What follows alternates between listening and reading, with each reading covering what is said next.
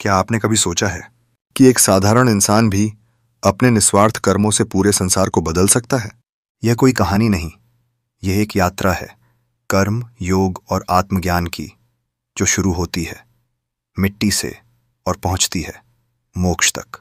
आइए सुनते हैं एक गुमनाम योगी की अनकही कथा, कर्म योग और बुद्ध, एक प्रेरणादायक कहानी। बहुत समय पहले की बात है।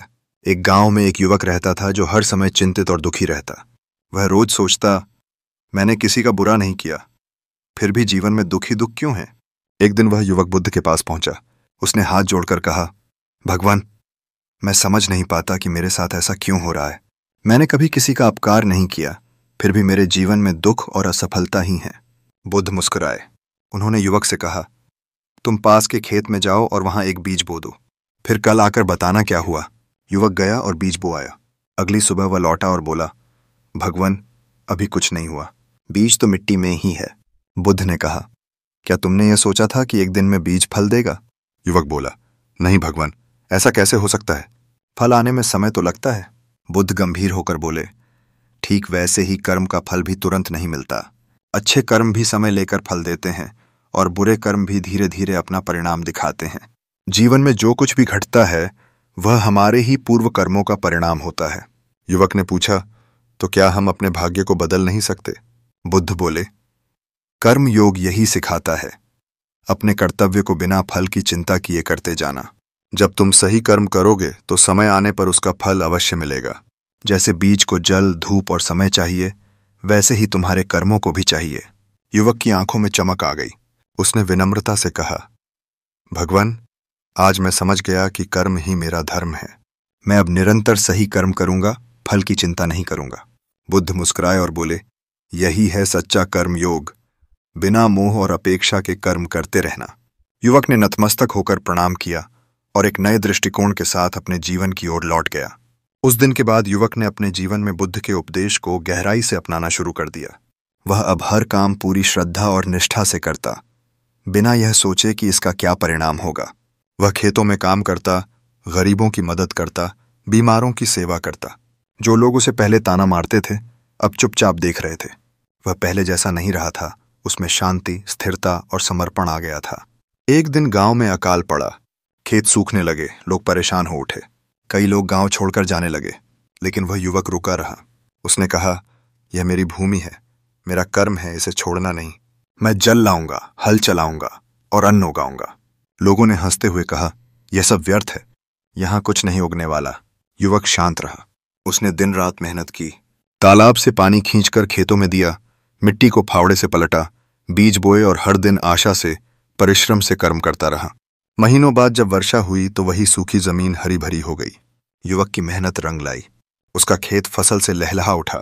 भूखे गांव वालों को भोजन मिला। जिन लोगों ने उसका मजाक उड़ाया था, अब वे उसके पास आकर माफी मांगने लगे। युवक ने मुस्कुराकर कहा, मैंने कुछ नहीं किया, मैंने केवल कर्म किया, फल अपने आप आया, जैसे बुद्ध ने कहा था। तभी गांव में एक वृद्ध आया, सफेद वस्त्रों में, शांत मुखमंडल लिए। वह बुद्ध थे। उन्होंने युवक को देखकर कहा, तुमने कर्म योग को जीवन में उतारा है, अब तुम्हारे कर्म ही तुम्हारे गुरु बन गए हैं। युवक ने चरणों में गिरकर कहा, भगवान, आपने जो ज्ञान दिया था उसने मुझे अंधकार से प्रकाश में ला दिया। बुद्ध बोले, जो बिना फल की इच्छा के कर्म करता है वह स्वयं ही बुद्धत्व की ओर बढ़ता है। गांव के लोग यह देख रहे थे। अब वे भी समझ चुके थे कि जीवन का आधार केवल भाग्य नहीं, कर्म है, और सही कर्म ही सच्चा धर्म है। और इस प्रकार वह युवक अकेले नहीं बदला, उसका कर्म पूरे गांव को बदल गया। अब उस गांव का वातावरण पूरी तरह बदल चुका था। जहां पहले लोग केवल भाग्य को कोसते थे, अब वे कर्म में विश्वास करने लगे थे। युवक का जीवन एक उदाहरण बन गया था, एक जीवित उपदेश जो हर किसी को कुछ न कुछ सिखा जाता। बुद्ध धीरे धीरे गांव में ठहरने लगे। हर शाम गांव के लोग उनके पास आकर बैठते और बुद्ध शांति से उन्हें कर्म, ध्यान और समता के बारे में बताते। लेकिन बुद्ध हर बार युवक की ओर इशारा करते हुए कहते, इसने मेरी बात सुनी, समझी और उस पर अमल किया। केवल सुनना ज्ञान नहीं है, केवल बोलना धर्म नहीं है। धर्म वही है जो जीवन में उतरे, जैसे इसने उतारा। एक दिन एक अहंकारी ब्राह्मण उस गांव में आया। उसने युवक को देखा और कहा, तुम एक साधारण किसान हो, लोग तुम्हें इतना आदर क्यों दे रहे हैं? ज्ञान तो ग्रंथों में है, कर्म तो शूद्रों का काम है। युवक ने शांत भाव से उत्तर दिया, ज्ञान तभी सार्थक है जब वह जीवन को बेहतर बनाए, और कर्म वही सच्चा है जो बिना घमंड, बिना लालच और बिना मोह के किया जाए। ब्राह्मण को क्रोध आया। वह बुद्ध के पास पहुंचा और बोला, भगवान, क्या आप इसे श्रेष्ठ मानते हैं मुझसे? बुद्ध ने एक प्याला उठाया और उसमें थोड़ा पानी भर दिया। फिर बोले, इस प्याले को देखो, यह खाली था, इसलिए इसमें पानी डाला जा सका, लेकिन यदि यह पहले से भरा होता तो कुछ भी नया नहीं डाला जा सकता था। यह युवक एक खाली प्याले की तरह आया, विनम्र, ग्रहणशील। उसने सत्य को अपनाया। लेकिन तुम्हारा मन पहले से ही भरा है, घमंड से, शास्त्रों के अहंकार से। उसमें कुछ नहीं डाला जा सकता। ब्राह्मण चुप हो गया। वह समझ चुका था कि उसे भी अपने भीतर बदलाव लाना होगा। धीरे धीरे वह गांव बुद्ध की शिक्षाओं का केंद्र बन गया। वहां कोई ऊंच नीच नहीं रहा, न कोई लालच, न हिंसा। लोग मिलकर कर्म करते, एक दूसरे की सेवा करते और हर काम को पूजा मानते। युवक अब वृद्ध हो चला था, लेकिन उसके चेहरे पर एक गहरी शांति थी। वह शांति जो केवल निस्वार्थ कर्म से मिलती है। और जब एक दिन उसने अपनी अंतिम सांस ली तो पूरा गांव मौन खड़ा रहा। बुद्ध ने आंखें बंद कर उस दिशा में देखा और केवल इतना कहा, जिसने अपने कर्म को योग बना लिया, उसने जीवन को मुक्त बना लिया। युवक के शरीर को पंचतत्व में विलीन कर दिया गया। पूरे गांव ने मिलकर उसका अंतिम संस्कार किया, जैसे वह केवल एक व्यक्ति नहीं बल्कि उनके जीवन का दीपक रहा हो। उस दिन सूर्य डूब रहा था, लेकिन गांव वालों के हृदय में एक नया सूर्योदय हो रहा था। बुद्ध चुपचाप एक वृक्ष के नीचे बैठे थे। कुछ शिष्य उनके पास आए और बोले, भगवान, वह युवक तो कोई साधु नहीं था, उसने दीक्षा नहीं ली, फिर भी इतना ऊंचा स्थान क्यों? बुद्ध ने आंखें खोली और मुस्कुराकर बोले, साधु बनने के लिए वेश बदलना जरूरी नहीं, हृदय बदलना जरूरी है। वह युवक बिना दीक्षा के ही संसार से मुक्त हो गया, क्योंकि उसने कर्म को योग बना लिया। वह हर कार्य को ध्यान की तरह करता था, सेवा की तरह करता था। यही तो मोक्ष का मार्ग है। एक शिष्य ने पूछा, क्या हम भी ऐसा कर सकते हैं भगवान? बुद्ध ने वृक्ष की एक सूखी शाखा की ओर इशारा किया। इस शाखा को देखो, यह अब फल नहीं दे सकती, न फूल खिला सकती है, लेकिन यही शाखा जब वृक्ष से जुड़ी थी तब यह भी जीवन से भरी थी। जैसे वह युवक जीवन से जुड़ा था, कर्म से, सेवा से, करुणा से। तुम सब भी अगर ऐसे जुड़ जाओ तो हर एक शाखा फलदार बन सकती है। अब गांव केवल एक गांव नहीं रह गया था, वह एक जीवित आश्रम बन गया, जहां हर कोई अपने जीवन को साधना मानता, हर काम को पूजा मानता और हर दिन को एक अवसर। बुद्ध ने कुछ दिन बाद उस स्थान को छोड़ने का निर्णय लिया। विदा लेते समय उन्होंने गांव वालों से कहा, तुम्हारे बीच एक साधक था जो चुपचाप चला गया, लेकिन उसकी साधना अब हर खेत, हर घर, हर हृदय में जीवित है। यही है सच्चा कर्मयोग।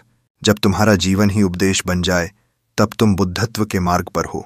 बुद्ध चले गए, लेकिन उस युवक की कथा, उसका कर्म और उसका योग पीढ़ी दर पीढ़ी सुनाया जाने लगा।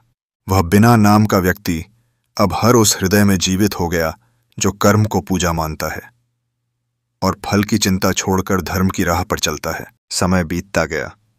गांव की धरती अब केवल अन्न नहीं, संस्कार भी उपजाने लगी थी। बच्चे अपने बचपन से ही सेवा और सच्चे कर्म के संस्कार सीखते। वृद्ध लोग बुद्ध की कहानियां नहीं सुनाते थे, वो युवक की जीवन गाथा सुनाते थे, जो किसी ग्रंथ में नहीं लिखी गई थी, लेकिन हर दिल में अंकित हो चुकी थी। हर वर्ष उस युवक की स्मृति में एक कर्म महोत्सव होता, जिसमें लोग बिना किसी दिखावे के सेवा करते। कोई वृद्धों की सेवा करता, कोई अनाथ बच्चों को पढ़ाता, कोई वृक्ष लगाता। यह परंपरा धीरे धीरे आसपास के गांवों तक फैलने लगी। एक दिन बहुत वर्षों बाद एक युवा साधु उस गांव में आया। उसके पास कुछ नहीं था, न चेला, न चमत्कार, न प्रसिद्धि। वह बस गांव में आया और वहां की शांति को महसूस करता रहा। उसने देखा कि लोग विनम्र हैं, श्रमशील हैं और सबसे बढ़कर निस्वार्थ हैं। उसने पूछा, इस गांव का गुरु कौन है? एक वृद्ध किसान ने मुस्कुराकर कहा, यहां कोई गुरु नहीं है, यहां हर कोई अपने कर्म का गुरु है। हम केवल एक व्यक्ति की राह पर चलते हैं जो स्वयं भी यही कहता था, मैं कोई गुरु नहीं, केवल एक कर्मकर्ता जीव हूं।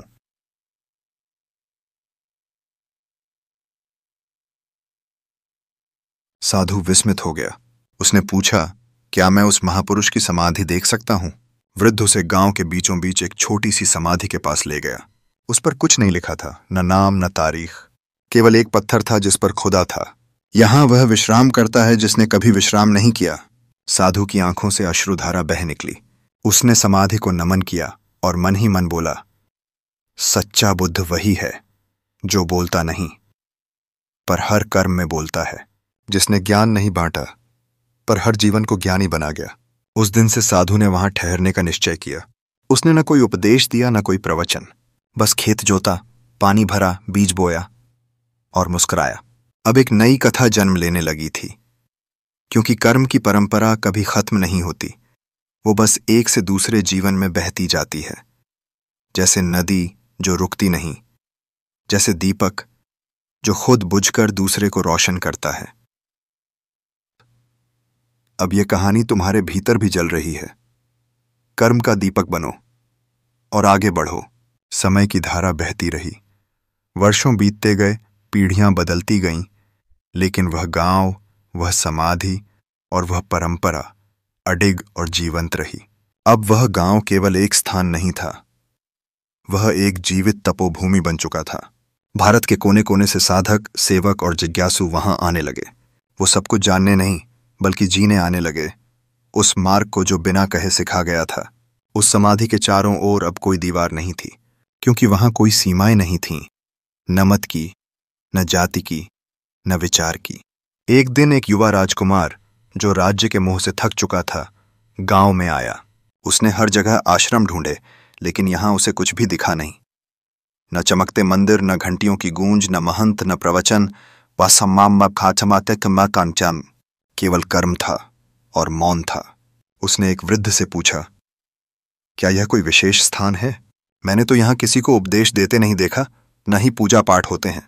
वृद्ध ने हंसते हुए कहा, यहां जो पूजा होती है वो हल की मूठ पकड़कर होती है। यहां जो ध्यान होता है वो वृक्षों की छांव में मिट्टी को संवारते हुए होता है। यहां जो उपदेश है वो शब्दों में नहीं, श्रम में है। राजकुमार चकित हो गया। उसे वो शांति मिल रही थी जिसकी तलाश में वह वर्षों भटकता रहा था। अगली सुबह वह राजकुमार अपने रेशमी वस्त्र त्याग कर एक सामान्य वस्त्र पहन लेता है। वह खेत में जा खड़ा होता है और पहली बार अपने हाथों से मिट्टी छूता है। पहली बार वह पसीना बहाता है, बिना किसी ताज के, बिना किसी सिंहासन के, और तभी वह भीतर से मुस्कुराता है। शाम को वह समाधि के पास जाता है और कुछ देर मौन बैठता है। उसके मन में एक विचार आता है, मैं भी इस पथ का एक दीप बनूं, जो बिना शब्दों के जलता है, जो किसी का गुरु नहीं पर सबका पथ प्रदर्शक है।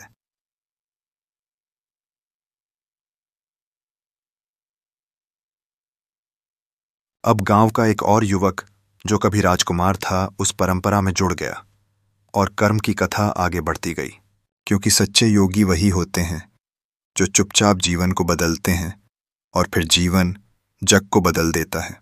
गांव अब धीरे धीरे एक तीर्थ बन गया था, पर वह तीर्थ पत्थरों का नहीं था, भावों का था। जहां लोग पूजा नहीं करते थे, सेवा करते थे। जहां आरती की जगह बच्चों की हंसी गूंजती थी, जहां मंदिर की घंटियों की जगह हल्की टंकार सुनाई देती थी। राजकुमार जो अब साधारण वस्त्रों में खेत जोतता था, उसने अपने भीतर एक नई शक्ति को जागृत होते देखा। वह समझ चुका था कि सच्चा राज्य वही है जिसमें हम स्वयं के मन पर विजय पालें। एक दिन की बात है, एक संत उस गांव में आए। वे कई राज्यों में घूम घूम कर शास्त्रों का प्रचार करते थे। उन्हें जब गांव की ख्याति का पता चला तो वे आश्चर्य में पड़ गए। उन्होंने सोचा, कोई ग्रंथ नहीं, कोई महंत नहीं, कोई उपदेश नहीं, फिर भी यह गांव इतना शांत, इतना समृद्ध, यह कैसे संभव है? उन्होंने सभा बुलाई और राजकुमार से पूछा, क्या तुम जानते हो आत्मज्ञान क्या है? राजकुमार ने मुस्कुराकर कहा, जब मैं राज्य में था तब आत्मज्ञान के बारे में बहुत पढ़ा था, लेकिन अब जब मैं मिट्टी में हूं तो जिया है। जब मैं हल चलाता हूं और पसीना बहाता हूं तब मेरा मैं गल जाता है, और जहां मैं नहीं बचता वहीं आत्मा प्रकट होती है। सभा मौन हो गई। संत ने कोई उत्तर नहीं दिया। वे चुपचाप उठे, समाधि के पास गए और पहली बार उन्होंने किसी मानव के चरणों में अपना मस्तक झुकाया।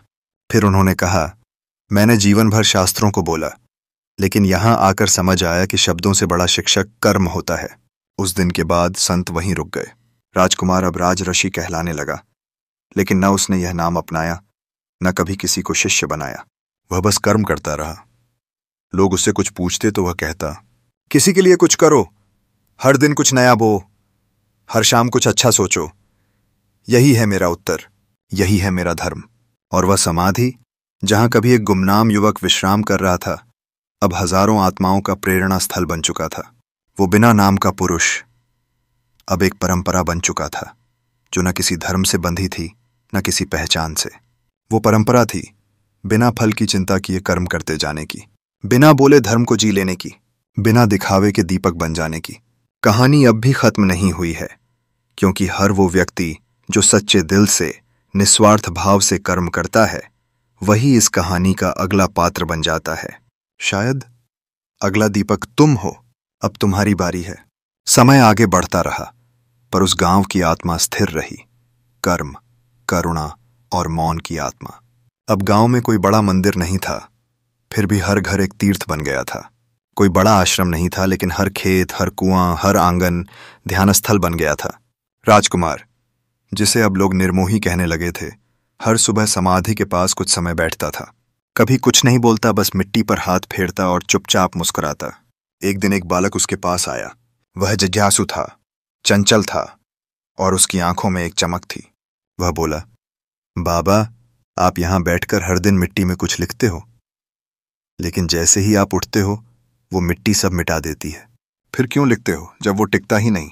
निर्मोही ने बालक की आंखों में देखा, फिर बहुत धीरे से बोला, मैं जो लिखता हूं वो मिट्टी मिटा देती है, पर जो मिट्टी में उतरता है वो जीवन में उगता है। शब्द कागज पर रह जाएं तो ग्रंथ बनते हैं, लेकिन अगर वो कर्म में उतर जाएं तो जीवन बदलते हैं। बालक कुछ नहीं बोला, बस मिट्टी पर बैठ गया और अपने हाथों से बीज बोने लगा। निर्मोही मुस्कुराया, क्योंकि वही तो अगला दीपक था। अब गांव में और भी बच्चे मिट्टी से प्रेम करने लगे थे। वे समाधि के पास नहीं पूजा करने जाते, बल्कि वहां बैठकर मौन साधते और सुनते थे भीतर की आवाज। एक दिन दूर शहर से एक प्रसिद्ध गुरु गांव में आए।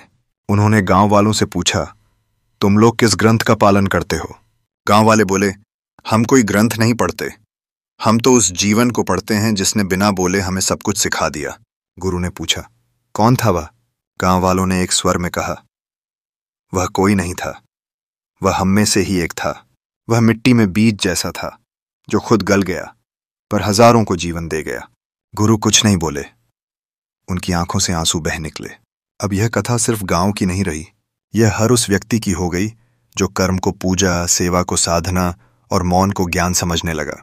हर पीढ़ी में कोई न कोई गुमनाम योगी जन्म लेता रहा, जो बोलता नहीं बस करता है, जो दिखता नहीं पर गहराई से जीता है, जो कहता नहीं मैं हूं, बल्कि अपने कर्मों से कहता है मैं भी वही हूं। और यूं कथा चलती रही, दीप जलते रहे और हर हाथ जोड़ा गया, कर्म में, धर्म में, प्रेम में। अब यह कहानी तुम्हारे स्पर्श की प्रतीक्षा कर रही है। क्या तुम भी अगला दीपक बनोगे? अब गांव एक ऐसा केंद्र बन गया था जहां न कोई गुरु था, न कोई चेला, फिर भी हर व्यक्ति अपने भीतर का शिष्य और गुरु दोनों बन चुका था। निर्मोही अब वृद्ध हो चले थे, सिर पर सफेद बाल, आंखों में चंद्रमा सी शांति, पर हाथ अब भी थकते नहीं थे। हर सुबह हल चलाते, दोपहर को पौधे सींचते और शाम को समाधि के पास बैठते। एक शाम जब सूर्य अस्त हो रहा था और आकाश हल्का सुनहरा हो गया था, निर्मोही समाधि के पास शांत भाव से बैठे थे।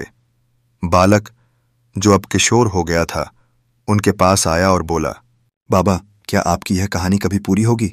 निर्मोही ने आकाश की ओर देखा, फिर बालक की आंखों में झांकते हुए बोले, कहानी तब पूरी होती है जब कोई उसे पढ़ना बंद कर दे, जब कोई उसे जीना बंद कर दे। लेकिन जब तक एक भी मनुष्य कर्म को प्रेम मानकर करता रहेगा, यह कहानी बहती रहेगी।